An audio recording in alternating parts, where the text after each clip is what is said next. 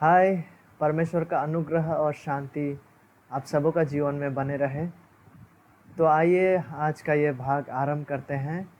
तो अभी तक में हम लोगों ने देखा तोरा का परिचय को, जिसमें हम लोगों ने तोरा का टाइटल को देखा, तोरा का महत्व को देखा।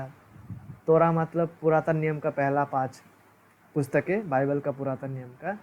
और तोरा में प्रमुख विषयों को हम देख रहे हैं। मतलब पुरातन नियम का पहला 5 पुस्तकों में जो विषय आपको लगातार आप देख पाएंगे, जिन व्यक्ति या जो भी विषय को जिसके ऊपर जोर दे के मूसा इन पुस्तकों को लिख रहा है, तो सबसे महत्वपूर्ण जन परमेश्वर है, जिसको हम लोगों ने पिछले बार का भागों में देख लिया।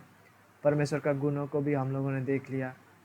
फिर हमने ये भी देखा कि पुरातन नियम का पहला 5 पुस्तकों में आप परमेश्वर के साथ साथ आप वाचाओं को भी देख पाएंगे। उसके बाद वहाँ पे पाप के बारे में भी विषय शामिल है, और आप चुनाव और निर्वाचन को भी वहाँ देख पाते हैं। और साथ ही साथ आज हम लोग इन 3 विषयों को भी देखेंगे कि पुरातन नियम का पहला 5 पुस्तकों को जब आप अध्ययन करेंगे तोरा को, तो आप वहाँ पे निर्गमन यानी कि यात्रा, मतलब परमेश्वर अपने लोगों को कहीं से यात्रा करवा के वहाँ से निकाल के, एक जगह से निकाल के दूसरी जगह ले जा रहे हैं, एक देश से निकाल के दूसरे देशों में ले जा रहे हैं, जिसे निर्गमन कहते हैं या यात्रा भी हम कह सकते हैं। और आप देख पाएंगे कि तोरा में तोरहा भी शामिल है। तोरा मतलब परमेश्वर का दिया हुआ आदेश, परमेश्वर का दिया हुआ निर्देश, उपदेश, ठीक है। और साथ ही साथ आप ये भी देख पाएंगे कि परमेश्वर का निवास स्थान को। तो 5वां विषय जिसे हम तोरा में देख पाते हैं उसे निर्गमन कहते हैं। निर्गमन या एक्सोडस मतलब परमेश्वर जो अपने लोगों को बाहर लाते हैं, ठीक है, ले चलता है। एक्सोडस यात्रा करते हैं, यात्रा करा के ले चलते हैं, ठीक है। लेकिन ये यात्रा जो है निर्गमन में पहुंचने से पहले, ये यात्रा हमें उत्पत्ति में ही दिखाई देता है, ठीक है। निर्गमन तो उत्पत्ति के बाद का पुस्तक है, ठीक है। तो ये जो यात्रा है इसके बारे में उल्लेख हम उत्पत्ति में ही पाते हैं। उत्पत्ति 15 अध्याय 13 पद में, जहाँ पे लिखा है, तब यहोवा ने अब्राम से कहा, यह निश्चय जान की तेरा वंश पराया देश में, देखिए पराया देश में जाने वाला है, यात्रा करने वाला है। परमेश्वर ले जाने वाला है उन लोगों को पराया देश में, परदेशी होकर रहेंगे और उस देश के लोगों के दास हो जाएंगे, और वे उनको 400 वर्ष तक दुख देंगे। यानी कि इजरायलियों को 400 वर्ष तक उस देश में दुख देंगे। फिर जिस देश के वे दास होंगे उसको मैं दंड दूंगा, और उसके पश्चात वे बड़े धन वहाँ से लेकर देखिए यात्रा कर रहे हैं, लेकर निकल आएंगे। तो जब आप तोरा को पढ़ेंगे तो यह भी विषय को पाएंगे कि तोरा में परमेश्वर का लोग जो है वो यात्रा कर रहे हैं, या फिर हम ये भी कह सकते हैं कि परमेश्वर अपने लोगों को कहीं से बाहर लेके आ रहे हैं। और इसका उल्लेख आप उत्पत्ति से ही पाएंगे, ठीक है। जैसे देखिए उत्पत्ति 50 अध्याय 24 पद में भी, जब यूसुफ लगभग मरने वाला है, तब यूसुफ कुछ कहता है। यूसुफ ने अपने भाइयों से कहा, मैं तो मरने पर हूँ, परंतु परमेश्वर निश्चय तुम्हारी शुद्धि लेगा और तुम्हें इस देश से निकाल कर, देखिए फिर परमेश्वर क्या करेगा, इस देश से निकाल कर, यानी कि यहाँ वो लोग ऑलरेडी इजिप्ट, मिस्र देश में पहुंच चुके हैं, जहाँ पे परमेश्वर कहा था ना 15 अध्याय में। देखिए एक बहुत ही मज़ेदार, या हम कह सकते हैं एक बहुत ही महत्वपूर्ण विषय बाइबल का यह है कि परमेश्वर पहले से ही कुछ बता रहा है, और जो परमेश्वर बता रहा है होगा वो अनिवार्य रूप से वो होता है। परमेश्वर ने पहले बोला था यहाँ पे अब्राहम से कि वहाँ पे वो लोग परदेशी होंगे, परमेश्वर के लोग, और वहाँ पे 400 वर्ष तक वो लोग दुख झेलेंगे, फिर परमेश्वर वहाँ से निकालेगा। ठीक यही बात यूसुफ 50 अध्याय में जब ये बात को कह रहा है, तो ऑलरेडी वो लोग वहाँ पे पहुँच चुके हैं, मिस्र देश में पहुँच चुके हैं, जहाँ पर वो लोग ऑलरेडी वहाँ पे पहुँच चुके हैं। लेकिन यूसुफ यहाँ पे कह रहा है कि यहाँ से अवश्य इस देश से, मतलब मिस्र देश, जिस देश का उल्लेख उत्पत्ति 15 में किया है, जिस जगह का कि वहाँ पे वो लोग रहेंगे 400 वर्ष तक, वहाँ पे ऑलरेडी वो लोग पहुँच चुके हैं अभी, इजरायली लोग, ठीक है। तो वहाँ से फिर परमेश्वर निकालेगा, ऐसा निकाल के कहीं और ले जाएगा, जिसके बारे में यूसुफ उत्पत्ति का 50 अध्याय 24 पद में कहता है। तो हम देख पाते कि परमेश्वर जो अपने लोगों को बाहर लाता है, ही ब्रिंग्स आउट, कहीं से बाहर लेके जाता है और कहीं पर अंदर लेके जाता है, कहीं देश से यात्रा करा के दूसरे देश में ले जाते हैं, ठीक है। तो इस विषय को, ये यात्रा का विषय को भी आप पुरातन नियम का पहला 5 पुस्तकों में देख पाएंगे। इसीलिए निश्चित रूप से जब आप निर्गमन 12 अध्याय से निर्गमन 15 अध्याय को पढ़ते हैं, ठीक है, उत्पत्ति के बाद वाला जो पुस्तक है, निर्गमन 12 अध्याय से निर्गमन 15 अध्याय, 12 अध्याय 15 पद नहीं है, ये 12 अध्याय और ये 15 अध्याय में जब आप पढ़ेंगे, हमें उस घटना में पहुंचाते हैं। निर्गमन का ये जो अध्याय है वो हमें उस घटना में पहुंचाते हैं जहां परमेश्वर इजराइल को मिस्र देश से बाहर लाते हैं, जिसका बात अब्राहम से भी कहा गया था और जिसका बात यूसुफ ने भी कहा, ठीक वही चीज़ यहाँ पे घट रहा है, ठीक है, कि 400 वर्ष वहाँ पे दुखी होगा, फिर परमेश्वर वहाँ से कहीं ले जाएगा, इन लोगों को यात्रा करना पड़ेगा, परमेश्वर अपने लोगों को बाहर लेके जाएंगे।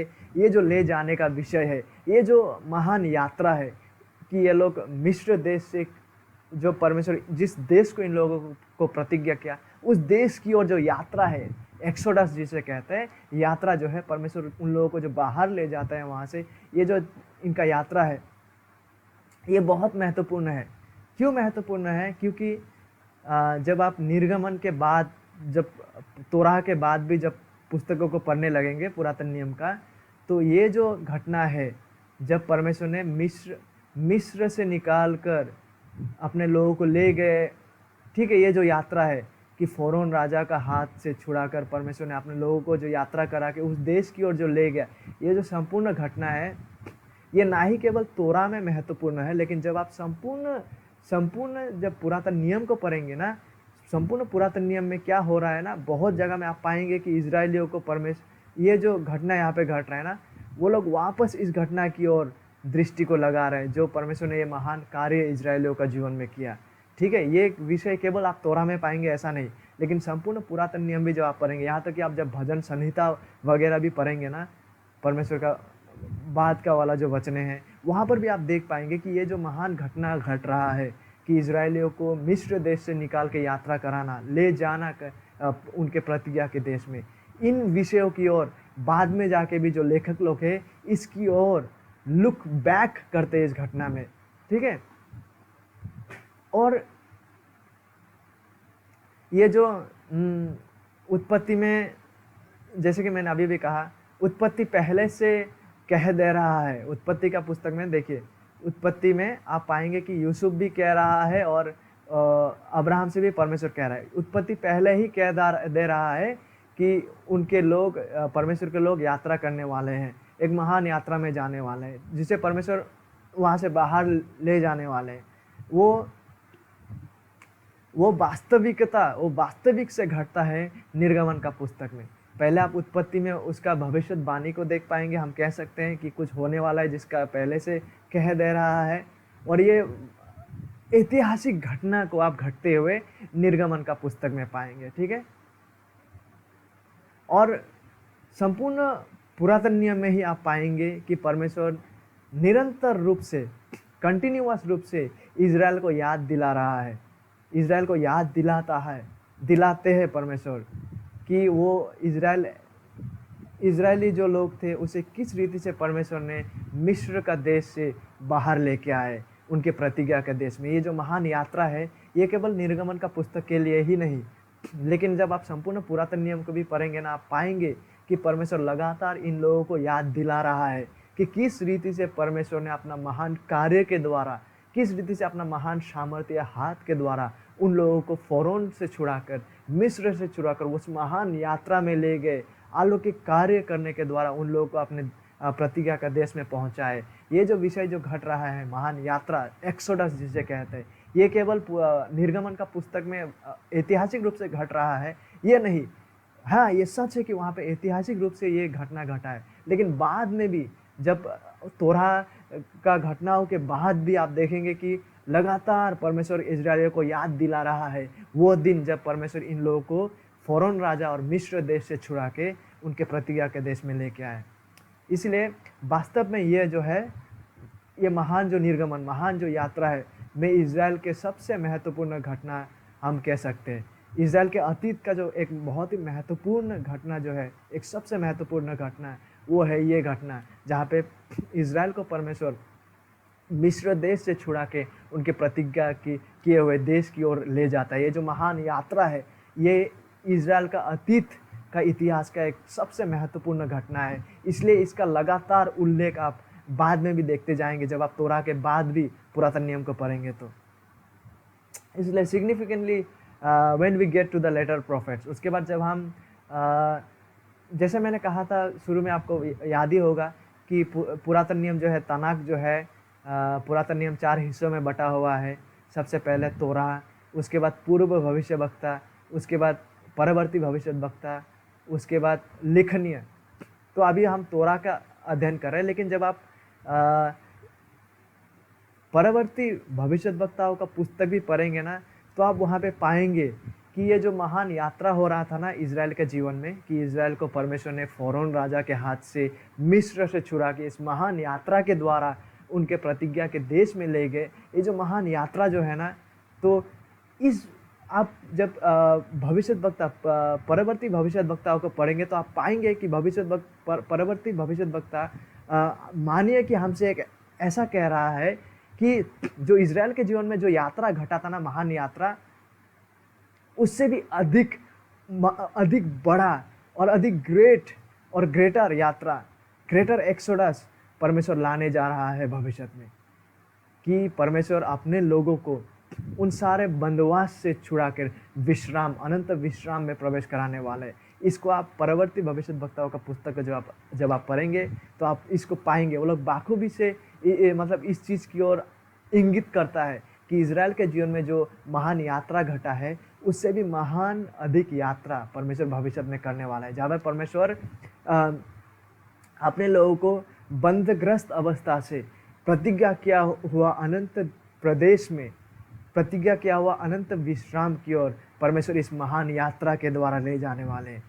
इस चीज़ को परवर्ती भविष्यवक्ता है हमें इंगित करते हुए इस चीज़ को प्रदर्शित करता है कि जो यात्रा इज़राइल के जीवन में हुआ, हाँ वो वास्तविक रूप से हुआ, लेकिन एक ऐसा महान यात्रा आ रहा है भविष्य में जब परमेश्वर इज़राइल के जीवन में जो यात्रा हुआ उससे भी अधिक महान यात्रा को लेके आने वाले हैं। उससे भी महान अधिक महत्वपूर्ण विश्राम की ओर परमेश्वर अपने लोगों को ले जाने वाला है। ठीक है, इसलिए जो निर्गमन जो है, जो ये महान यात्रा है जो इज़राइल के जीवन में घटते हैं इतिहास में, ये बहुत ही महत्वपूर्ण घटना है। ठीक है, ना ही केवल ये महान यात्रा को हम देख पाते हैं, लेकिन तोरा में जब आप पढ़ेंगे तो आप ये भी पाएंगे कि तोरा के बारे में ही बहुत सारे विषय कहता है। मतलब व्यवस्था के बारे में, अनुदेश के बारे में, आदेश के बारे में। ठीक है, जैसे कि आप निर्गमन 20 अध्याय से 23 अध्याय में तक पढ़ेंगे। लेवी व्यवस्था 1 अध्याय से 7 अध्याय तक पढ़ेंगे।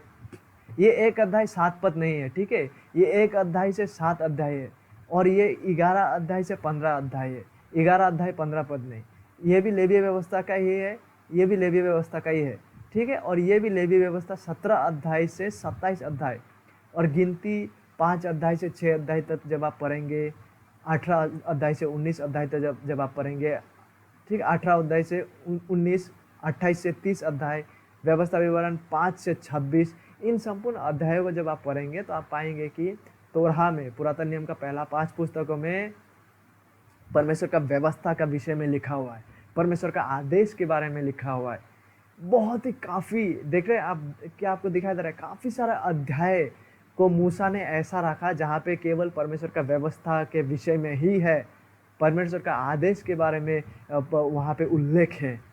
बहुत सारा नियम को आप पाएंगे, बहुत सारा व्यवस्था को आप पाएंगे, बहुत सारा अनिवार्य आवश्यकताओं को आप पाएंगे जिसे इजराइल को पालन करना है। ठीक है, जैसे कि व्यवस्था विवरण 5 अध्याय से 26 अध्याय, इतना सारा अध्याय जो है, ठीक है। 5 अध्याय 26 पद नहीं है ये, लेकिन 5 अध्याय से 26 अध्याय, इतना अध्याय को जब आप पढ़ते जाएंगे तो आप देख पाएंगे कि ये विशेष अनुदेश है परमेश्वर के द्वारा कि किस रीति से इज़राइल जब उस प्रतिज्ञा किया हुआ देश में पहुंचेंगे तो किस रीति से इन अनुदेशों का इज़राइल को पालन करना है अपने जीवन में। उन सब चीज़ों को उल्लेखित आप व्यवस्था विवरण 5 अध्याय से 26 अध्याय में पाएंगे। ठीक है। तो जब आप पुरातन नियम का पहला 5 पुस्तकों को पढ़ेंगे, आप वहाँ पे महान यात्रा को होते हुए देख पाएंगे, और साथ ही साथ आप ये भी देख पाएंगे कि परमेश्वर वहाँ पे व्यवस्था दे रहा है, अनुदेश दे रहा है। परमेश्वर अपने लोगों के लिए वहाँ पे इंस्ट्रक्शंस दे रहा है, व्यवस्था दे रहा है, आदेश दे रहा है। और विशेष करके व्यवस्था विवरण 5 अध्याय से 26 अध्याय में आप ये पाएंगे कि किस रीति से इज़राइल को जीना है जब वो उस प्रतिज्ञा का देश में प्रवेश करने वाले हैं। उनको किस व्यवस्थाओं का पालन, किस आदेश का पालन और को मानते हुए उसे अपने जीवन में उस आदेशों को लागू करते हुए जीना है। उस विशेष आदेशों को आप व्यवस्था विवरण का पुस्तक का 5 अध्याय से 26 अध्याय में पाएंगे। ठीक है। और काफ़ी सारा नियमों को आप पाएंगे जिसको परमेश्वर व्यवस्था के रूप में देते हैं, विधि के रूप में देते हैं, आदेश के रूप में देते हैं इजरायलियों को, जो इजरायलियों का आवश्यकताएं है कि इजराइल को इन सब चीज़ों का पालन करना है। ठीक है। तो व्यवस्था को, नियम को आप विधि के रूप में पाएंगे, आदेश के रूप में पाएंगे। ठीक है। कमांडमेंट्स के रूप में पाएंगे, इंस्ट्रक्शंस के रूप में पाएंगे, जिसे परमेश्वर इजरायलियों को देता है। पुरातन नियम का पहला 5 पुस्तकों में आप इन चीज़ों का उल्लेख को पाएंगे जो आवश्यक है कि इजराइल उन चीज़ों को माने। इजराइल के लिए ये आवश्यकताएं है कि इजराइल इन विषयों का, इन आदेश का, इन व्यवस्थाओं का पालन, इन विधियों का ताकि पालन करे। तो आप देख पाते हैं पुरातन नियम का पहला 5 पुस्तकों में महान यात्रा को और साथ ही साथ परमेश्वर का दिया हुआ व्यवस्थाओं का उल्लेख को आप वहाँ पे देख पाएंगे। और साथ ही साथ आप इस चीज़ को भी देख पाएंगे जिसको इंग्लिश में टैबरनेकल कहते हैं, मतलब परमेश्वर का निवास स्थान। ठीक है। परमेश्वर एक ऐसा स्थान को देने वाले हैं। टैबरनेकल हालांकि निवास स्थान मतलब तंबू का जैसा बनाया हुआ होता था। मतलब परमेश्वर ने विशेष निर्दिष्ट रूप से कहा था कि इस रीति से तुम उसे बनाना, तंबू के जहाँ पे परमेश्वर अपने लोग के बीच में वहाँ पे निवास करने वाला था, तो उसी को निवास स्थान कहते हैं, जिसे टैबरनेकल कहते हैं। ठीक है। तो इस निवास स्थान का उल्लेख आप पाएंगे निर्गमन 25 अध्याय से लेके लेवी व्यवस्था 16 अध्याय तक। इतना सारा अध्याय में आप पाएंगे कि ये निवास स्थान का उल्लेख किया हुआ है। ये एक ऐसा स्थान है जहाँ पे परमेश्वर निवास करते हैं, और ये एक ऐसा स्थान है जहाँ पे इजराइल परमेश्वर का उपस्थिति के सामने आते हैं एक मध्यस्थता के द्वारा। ठीक है। मानिए कि ये मैं ऐसे ही ड्रॉ कर रहा हूँ, हालांकि ऐसा निवास स्थान ऐसा नहीं है, निवास स्थान कुछ और जैसा ही है। जब आप मैं इसको ऐसे ही बना रहा हूँ। ठीक है। मानिए कि ये एक निवास स्थान है जहाँ पे परमेश्वर इजराइल से आदेश करता है कि तू ऐसा एक निवास स्थान बनाना जहाँ पे मैं तुमसे मिलूँगा। ठीक है। ये ऐसा नहीं है। ठीक है। मैं सिर्फ उदाहरण के लिए ये दे रहा हूँ। ठीक है। जब आप निवास स्थान का छवि के देखेंगे टैबरनेकल का, तो उसमें बहुत सारा रिक्वायरमेंट्स है कि इस तरह से उसे बनाना है। बाहर का स्थान में कुछ धोने का सामान होगा और बलि का सामान होगा, कुछ जलाने का सामान होगा। ठीक है। मैं इसे केवल उदाहरण के लिए इसे बना रहा हूँ। ठीक है। केवल इस चीज़ को समझाने के लिए कि परमेश्वर अपने लोगों से या फिर हम कह सकते हैं कि इजरायलियों के लोग, ठीक है, परमेश्वर से मुलाकात करने वाले थे इस स्थान में। ठीक है। इसलिए परमेश्वर इस स्थान निवास स्थान को देते हैं जहाँ पे इजरायली जो लोग हैं परमेश्वर को उपस्थिति में आएंगे। लेकिन क्या है कि प्रत्येक इजरायली नहीं आएंगे इसके भीतर में। ठीक है। एक विशेष महायाजक रहते हैं। ठीक है। उसी के द्वारा, उसी के मध्यस्थता के द्वारा इजराइल परमेश्वर से मिलेंगे परमेश्वर का उपस्थिति में। यहाँ पे क्या हम समझ रहे हैं? यहाँ पे ये निवास स्थान में परमेश्वर इजरायलियों से मुलाकात करने वाला है, या फिर हम कह सकते हैं इजराइल परमेश्वर का उपस्थिति में प्रवेश करेंगे। लेकिन संपूर्ण इजराइल नहीं, लेकिन इजरायलियों का प्रतिनिधि होके एक महान महायाजक यहाँ पे प्रवेश करते हैं परमेश्वर का उपस्थिति में। ठीक है। इसका मध्यस्थता मतलब ये संपूर्ण इजरायलियों का प्रतिनिधित्व के रूप में यहाँ पे प्रवेश करते हैं। ठीक है। और ये भी विशेष और परमेश्वर का दिया हुआ जो रिक्वायरमेंट्स है सटीक बलिदानों के द्वारा ही ये यहाँ पे प्रवेश करते हैं। ठीक है, एक तो यह है कि इजरायलियों का होके ये परमेश्वर का उपस्थिति में प्रवेश करते हैं, लेकिन एक मध्यस्थता के रूप में। लेकिन ये जब प्रवेश करते हैं, इसको प्रॉपर मतलब निर्दिष्ट बलिदानों के द्वारा ही ये यहाँ पे प्रवेश करते हैं उस निवास स्थान में। ठीक है, तो इस निवास स्थान का भी उल्लेख आप तोराह में पाते हैं कि पुरातन नियम का पहला 5 पुस्तकों में। ठीक है, जहाँ पे परमेश्वर अपने लोगों से मिलने वाला है, या हम ये कह सकते हैं इजराइल परमेश्वर का उपस्थिति में जाने वाला है, लेकिन विशेष करके एक मध्यस्थता के द्वारा, महायाजक के द्वारा जो इस स्थान में प्रवेश करते हैं, वो भी सटीक बलिदानों के द्वारा। लेकिन जब आप पढ़ते हैं, ये स्थान बनने से पहले, ये स्थान तो उत्पत्ति में नहीं बना था। ये स्थान को आप देखेंगे लेवी निर्गमन का 25 अध्याय के बाद से इस स्थान का कार्य शुरू हो रहा है। लेकिन जब आप ये जो उपहार का बात को हम करते हैं कि उपहार भेंटी चढ़ाने का या परमेश्वर के लिए वेदी बनाने का, इसे आप उत्पत्ति से ही शुरू होते हुए देख पाएंगे। जहाँ उत्पत्ति 4 अध्याय 3 पद में आप देखेंगे, कैन और एबल जो है परमेश्वर के लिए भेंटी चढ़ाते हैं, कि नहीं? जहाँ पे कैन का भेंटी को परमेश्वर स्वीकार नहीं करते, लेकिन एबल का स्वीकार करते। तो इससे पहले कि ये परमेश्वर का निवास स्थान बने, जहाँ पे नियुक्त उपहार और बलिदान चढ़ने वाले हैं, इससे पहले ही लेकिन हम इस चीज़ को देख पाते हैं कि परमेश्वर के लिए कोई है जो भेंटी चढ़ा रहे हैं। उत्पत्ति में ही आप इस चीज़ को देख पाएंगे, और जहाँ आप उत्पत्ति 8 अध्याय 20 पद में भी देख पाएंगे कि यहाँ तक कि नूह, जब वो जल प्रलय कम जाते हैं और नूह उसका बड़ा जहाज से बाहर निकलता है, तो आप वहाँ पे लिखा हुआ है उत्पत्ति 8 अध्याय 20 पद में कि नूह परमेश्वर के लिए होम बलि को चढ़ाते हैं। ठीक है, तो इससे पहले कि हमारा पास निवास स्थान बने, निवास स्थान का आरंभ होता है निर्गमन 25 अध्याय से, लेकिन इससे पहले ही उत्पत्ति में ही आप देख पाएंगे कि परमेश्वर के लिए कुछ होम बलि या कुछ उपहार को चढ़ाए जा रहे हैं। ठीक है, इससे पहले कि महायाजक लोग आए, इस कार्य को आरंभ करें जो इस निवास स्थान में होने वाला है, आप देख पाएंगे ठीक है कि तोरा का शुरुआती में उत्पत्ति से ही मतलब ये उपहार चढ़ाना, भेंटी चढ़ाने का कार्य ऑलरेडी आरंभ हो चुका है। इससे पहले कि ये कार्य जो ये साइनाई का पर्वत से, ये साइनाई का वहाँ से ये शुरू होने वाला था, ये निवास था, लेकिन आप पहले ही उत्पत्ति से आप देख पाएंगे कि परमेश्वर को भेंटी चढ़ाना, परमेश्वर के लिए उपहार चढ़ाना ऑलरेडी आरंभ हो चुका है, इससे पहले कि महायाजक लोग आना आरंभ करें। ठीक है, तो आज हम लोगों ने 3 विषयों को देखा तोरा का। पिछले भागों में तो और भी काफ़ी विषयों को देखा था, लेकिन आज 3 विषयों को देखा। जब आप तोरा को पढ़ेंगे, जब आप पुरातन नियम का पहला 5 पुस्तकों को पढ़ेंगे, तो आप इन तमाम विषयों को वहाँ देख पाएंगे। ठीक है, आज का 3 विषय क्या क्या विषय है फिर जिसे हम देख पाएंगे? आप देख पाएंगे कि परमेश्वर का निवास स्थान के बारे में। ठीक है, और आप देख पाएंगे परमेश्वर का व्यवस्था को परमेश्वर देते हैं, आदेश को परमेश्वर देते हैं। इन विषयों को भी आप देख पाएंगे जब आप पुरातन नियम का पहला 5 पुस्तकों को पढ़ रहे होंगे। और आप ये भी देख पाएंगे कि यहाँ पे महान एक यात्रा हो रहे हैं, निर्गमन हो रहे हैं, मतलब महान यात्रा, एक्सोडस यहाँ पे हो रहा है, जहाँ पर परमेश्वर अपने लोगों को कहीं पर बाहर ले जाता है कहीं से।